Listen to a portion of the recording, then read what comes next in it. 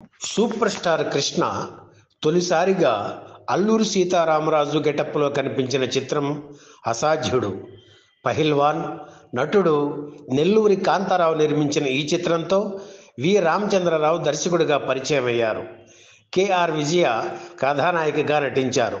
అసాధ్యుడు సినిమాతోనే హీరో కృష్ణ కెరీర్లో సంక్రాంతి సెంటిమెంట్ మొదలైంది.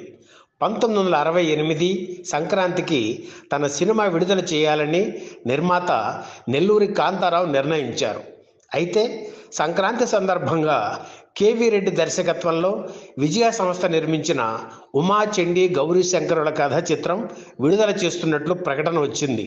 అంత పెద్ద సినిమా మీద నీ సినిమా వేస్తే నీ పని అవుటే అని కాంతారావును చాలామంది భయపెట్టారు. కానీ ఆయన వినకుండా 1968 జనవరి 12న అసాధ్యుడి చిత్రాన్ని విడుదల చేశారు. ఎన్టీఆర్ చిత్రం ఫ్లాప్ కాగా కృష్ణ సినిమా హిట్ అవ్వడం గమనార్హం.